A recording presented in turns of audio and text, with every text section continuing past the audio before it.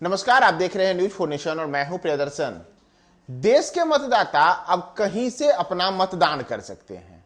जी हां, यानी कि आप देश के किसी भी हिस्से में हैं और आपका अगर अपने निर्वाचन क्षेत्र में उस समय उपस्थित नहीं है तो इससे आपको चिंता करने वाली बात नहीं है। आप देश के किसी भी हिस्से में हैं तो वहीं से अपना मतदान कर सकते हैं।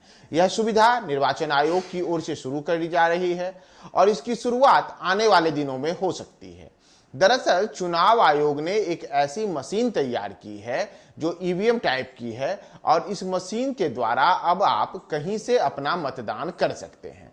दरअसल मौजूदा समय में एक बड़ी परेशानी यह है कि कई मतदाता अलग अलग जगहों पर रहते हैं। यानी कि मान के चलिए कि कोई मतदाता इस समय पटना निर्वाचन क्षेत्र का मतदाता है और चुनाव के ठीक पहले वह आदमी पटना से अलग होकर के दानापुर में चला जाता है।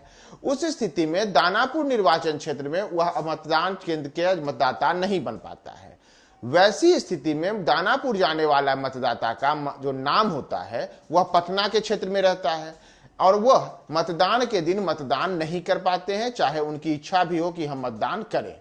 तो इसी समस्या के समाधान के लिए निर्वाचन आयोग ने एक ऐसी तकनीक विकसित की है जिस तकनीक की मदद से अब मतदाता कहीं से अपना मतदान कर सकते हैं और इसके लिए एक पूरी की पूरी प्रक्रिया तैयार की गई है। दरअसल चुनाव आयोग के समय लंबे अरसे से इस बात पर विचार कर रहा था कि घरेलू प्रवासी मतदाताओं को मतदान करने के लिए एक ऐसी सुविधा विकसित की जाए जिससे मतदान के दिन अगर कोई मतदाता अपने निर्वाचन क्षेत्र में नहीं है तो वह दूर जगहों से भी, यानी कि अन्य शहरों में रहते हुए भी अपना मतदान सुनिश्चित कर सकें। और इसके लिए ही यह मशीन इजाद की गई है और अब 16 जनवरी को, यानी कि अगले आने वाले वर्ष 2023 में 16 जनवरी 2023 को देश के तमाम जो राजनीतिक दल हैं उन राजनीतिक दलों के प्रतिनिधियों के सामने उस मशीन को दिखाया जाएगा। उस मशीन की विशेषताएं बताई जाएंगी, कैसे यह मशीन काम करेगा और किस तरीके से इस मशीन पर मतदाता, जो प्रवासी मतदाता होंगे, वह मतदान कर सकते हैं। इसकी पूरी की पूरी प्रक्रिया चुनाव आयोग के द्वारा समझाई जाएगी।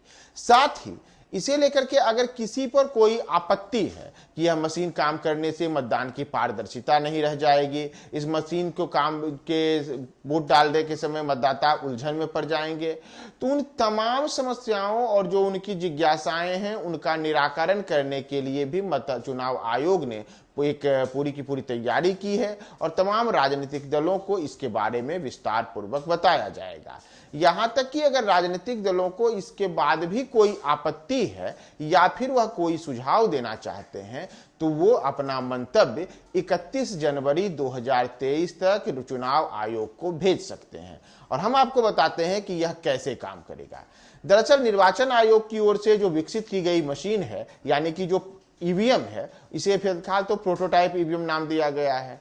तो ये प्रोटोटाइप ईवीएम को जब 16 जनवरी को राजनीतिक दलों के सामने प्रदर्शित किया जाएगा तो उस समय उन्हें बताया जाएगा कि कोई मतदाता, जैसे बताया मैंने कि मान लीजिए कोई मतदाता पटना निर्वाचन क्षेत्र का था लेकिन चुनाव के ठीक पहले वह किसी अन्य निर्वाचन क्षेत्र में चला गया तो वहां उसका नाम मतदाता सूची में अंकित नहीं हो पाया।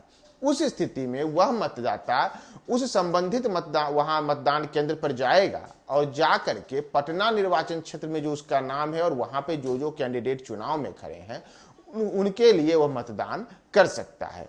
इस स्थिति में मतदान का प्रतिशत बढ़ेगा। चुनाव आयोग ने कहा है कि वर्ष 2019 के जो लोकसभा के चुनाव हुए थे उस चुनाव में ऐसा देखने को मिला था कि देश के करीब 30 करोड़ मतदाता मतदान करने से वंचित रह गए थे। इसमें लेकर के यह भी बात एक मानी गई कि कई ऐसे प्रवासी मतदाता थे जो मतदाता अपने निर्वाचन क्षेत्रों में नहीं रहने के कारण मतदान नहीं कर पाए। तो उन मतदाताओं को इस बार मतदान करने का मौका दिया जाए, इसी के लिए यह प्रोटोटाइप ईवीएम की तैयारी की गई है और इसमें एक बूथ पर 70 से ज्यादा जो निर्वाचन क्षेत्र होंगे उनके मतदाता को मतदान करने का अवसर मिलेगा। अगर सब कुछ सही रहा तो आने वाला जो लोकसभा का चुनाव वर्ष 2023 का होगा, 24 का होगा, उस लोकसभा के चुनाव के दौरान या फिर उसके ठीक पूर्व किसी विधानसभा के चुनाव के दौरान इस ईवीएम का उपयोग और इसके जो प्रायोगिक तैयारी है इसका एक बार परीक्षण किया जाएगा और तब देश के किसी भी हिस्से में बैठे हुए मतदाता अपने निर्वाचन क्षेत्र में मतदान कर सकते हैं। तो अब जल्द ही आप पटना में बैठ करके मुंगेर में और पटना में बैठ करके बेंगलोर के लिए वोट डाल सकते हैं। देखना होगा क्या होगा, हम तमाम अपडेट्स आपको बताएंगे। आप हमारे साथ बने रहें न्यूज़ 4 नेशन।